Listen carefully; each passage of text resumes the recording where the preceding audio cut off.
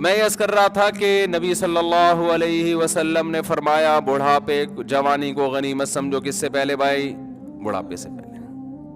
اور اللہ نے مالی اسباب دیے ہیں, ہو سکتا ہے یہ ہمیشہ نہ رہیں. لوگوں کے کاروبار کیسے دڑام سے نیچے آتے ہیں, تو آج اللہ نے وسعت دی, اس کو غنیمت سمجھو اور زندگی کو غنیمت سمجھو موت سے پہلے. اب غنیمت سمجھنے کا مطلب کیا ہے؟ سارے موٹیویشنل اسپیکرز یہی بات کرتے ہیں کہ اپنے ٹائم کو آپ کیا کریں, سیو کریں, اور ٹائم ویسٹنگ بری چیز ہے اور وغیرہ وغیرہ. لیکن ایک بڑا ٹیکنیکل فالٹ ان کی دعوت میں یہ ہوتا ہے کہ یہ ٹائم ویسٹنگ کی ڈیفینیشن اللہ سے نہیں پوچھتے کہ اللہ کی نظر میں وقت ضائع کرنا کسے کہتے ہیں, اور انسانوں کی نظر میں وقت ضائع کرنا کسے کہتے ہیں. ایک آدمی زنا کر رہا ہے ٹینشن سے بچنے کے لیے, یہ ٹائم ویسٹ کر رہا ہے اللہ کی نظر میں. موٹیویشنل جو مذہب کو نہیں مانتے ان کی نظر میں یہ ٹائم ویسٹنگ نہیں بلکہ ریلیکس ہو رہا ہے.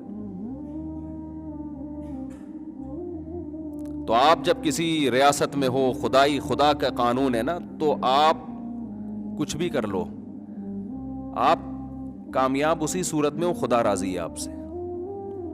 کتنا آسان کر دیا نا اسلام نے, ہے بھائی. کامیاب کون ہے بھائی؟ جس کا اللہ راضی ہے, ختم. ناکام کون ہے؟ جس کا اللہ راضی نہیں ہے.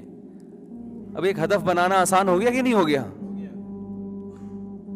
اور جو کافر ہے نا, یہ کلابازیاں کھاتے رہتے ہیں ساری زندگی, یہ سوچتے رہتے ہیں کہ ہم کیوں ہیں. آپ نے دیکھا ہوگا اکثر ان کی جو ڈیبیٹ ہوتی ہے نا, اس میں یہ بحث اٹھائی جاتی ہے ہم ہیں کیوں, ہم ہیں کیوں, ہماری منزل کیا ہے. تو اس پہ ان کی بحث ہوتی ہے. اب آپ بتاؤ, یہ بحث ہوتی ہے اتفاق رائے سے ختم ہوتی ہے, یہ اختلاف باقی رہتا ہے, اختلاف باقی رہتا ہے. تو جب یہ آپس میں یہ طے نہیں کر پائے کہ ہمارا ہدف کیا ہے, تو ہمیں لے کے کیسے جائیں گے اس کی طرف؟ آپ ٹرین میں بیٹھ گئے ہو, پتہ ہی نہیں چل رہا کہ جانا کدھر ہے.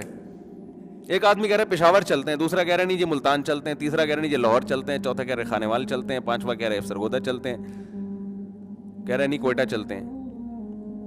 اور ابھی اختلاف حل نہیں ہوا اور چل پڑے, تو پتہ نہیں کہاں جاؤ گے میرے بھائی. نہ کوئٹہ جاؤ گے, کچھ پتہ نہیں کہاں جاؤ گے.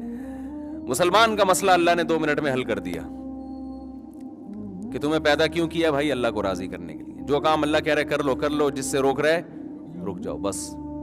اور 3 درجات بتا دیے کہ دیکھو 3 قسم کے لوگ ہوتے ہیں مارکیٹ میں, 3 قسم کی پبلک پائی جاتی ہے. ایک ہے اصحاب الیمین,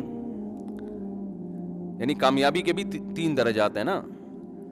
ایک تو وہ ہیں جو ناکام لوگ ہیں, ایک وہ ہیں جو کامیاب ہیں, ایک وہ ہیں جو کامیابی میں بھی کامل ہیں.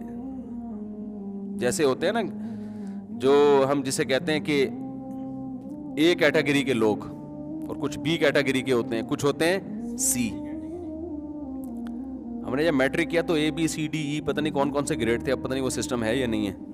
تو ایف سے بھی پاس ہو رہے ہوتے تھے لوگ. حکومت نے کوشش کی بھی تھی کہ جس حد تک پاس ہو سکتے ہو نا, ساری اے بی سی ڈی سی پہ ختم کر دو تاکہ فیل کوئی نہ ہو. پھر بھی بہت سے دبا کے فیل ہوتے تھے. حالانکہ امتحانوں میں ماشاءاللہ بکس سامنے رکھی ہوئی ہوتی تھی, نقل ہی نہیں کرنی آ رہی ہوتی تھی لڑکوں کو. یہ تو ہمارا ماشاءاللہ ایجوکیشن کا ابھی بھی یہی حال ہے. اسی وجہ سے میں کہتا ہوں لڑکوں سے, آپ 9th کلاس کون سی کلاس میں نہیں پڑھتے, آپ پڑھتے کہاں ہیں؟ نہیں پڑھتے ہوتے نا. تو کیا بات کر رہا تھا یار, میں دماغ ادھر ادھر بہت گھومتا ہے. نہیں آخری جو بات تھی, ابے نہیں یار, ہاں 3 طرح کے لوگ ہوتے ہیں نا. ایک تو وہ ہوتے ہیں, وہ اے بی سی سے مجھے یاد آیا نا, جو سی کیٹیگری کے لوگ ہیں, ناکام ہیں. اور ایک وہ ہیں جو بی کیٹیگری کے ہیں, کامیاب ہیں. اور ایک وہ ہیں جو اے ہیں, ایک اے کیٹیگری کے جو کامیابی کے بھی سب سے اعلیٰ مقام پر ہیں. تو اللہ میاں نے بتا دیا بھائی, کچھ لوگ ایسے ہیں جو گناہوں میں پڑے ہوئے ہیں, خدا نے کہہ دیا یہ مت کرو, وہ پھر بھی کر رہے ہیں. آپ کی زندگی اگر ایسے گزر جائے نا, آپ صرف فرائض اور واجبات پورے کر لیں اور کچھ بھی نہ کریں, تو اللہ کی نظر میں آپ کامیاب ہیں بس. جس چیز کو اللہ نے کہہ دیا تم پہ فرض ہے کر لو, جس چیز کو کہہ دیا کہ نہیں کرو اس سے بچ گئے. بس یہ ہے پہلا اسٹیپ کامیابی کا. آخرت کے عذاب سے بچ جائیں گے, دنیا میں بھی اللہ پاکیزہ زندگی دے گا, اللہ کا وعدہ ہے. فَلَنُحْيِيَنَّهُ حَيَاةً طَيِّبَةً. طیبہ کا مطلب صرف پاکیزہ نہیں, اٹریکٹیو. آپ کو اپنی زندگی میں سکون محسوس ہوگا, مزے کی زندگی گزرے گی. صرف اتنا کر لو. اور جن چیزوں سے بچنے کا حکم دیا نا اس میں بھی اللہ کہتا ہے جو بڑے بڑے گناہ ہیں ان کو چھوڑ دو, چھوٹے موٹے معاف کر دوں گا میں. اور آسان کر دیا, لو بھائی. ان تجتنبوا کبائر ما تنہون عنہ نکفر عنکم سیئاتکم. اگر تم بڑے کبیرہ گناہوں سے بچو گے چھوٹی موٹی خطائیں مٹا دوں گا. نکفر ایسے جیسے ربڑ لے کے نہیں مٹائی جاتی, وہ مٹ جاتی ہے نا چھوٹی چیز. گناہوں کے پہاڑ ہیں تو وہ نہیں مٹتے, وہ توبہ سے معاف ہوں گے. اور یہ جو گناہوں سے اللہ نے بچنے کا حکم دیا ان میں وہ گناہ بھی داخل ہیں جن کا اللہ کے حقوق سے تعلق ہے, وہ گناہ بھی داخل ہیں جن کا مخلوق کے حقوق سے تعلق. اللہ کے حقوق میں بھائی نماز قائم کر لو 5 ٹائم. نماز چھوڑ دینا صغیرہ گناہ ہے یا کبیرہ ہے؟ کبیرہ گناہ ہے. اس سے بڑا جرم اسلام میں ہے ہی نہیں. بس یہ سوچا کرو اگر چھوڑنے کی گنجائش ہوتی تو میدان جنگ میں دشمن کے سامنے لڑتے ہوئے اللہ کہہ دیتا کہ چھوڑ دو. وہاں اجازت نہیں ہے تو اب تو کوئی عذر چلے گا ہی نہیں. حالانکہ وہ سفر بھی تھا اور سامنے دشمن بھی ہے, وہاں اجازت نہیں دی.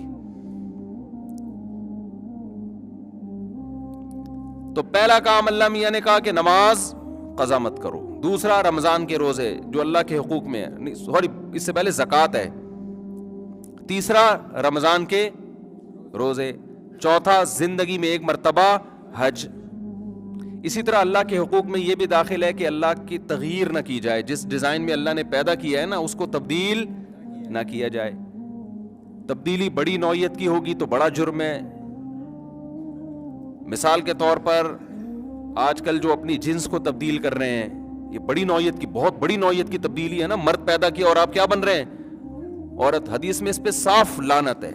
لعن اللہ المخنثۃ من الرجال, کہ جو مردوں میں عورت بننے کی کوشش کرتے ہیں اللہ کی ان پر لعنت. لعنت چھوٹے گناہ پہ ہوتی ہے, بڑے گناہ پہ ہوتی ہے. اسی طرح لڑکوں سے بدفعلی کی طرف جانا, ہومو سیکسولیٹی کی طرف جانا, یہ سب یہ چھوٹے گناہ نہیں ہے.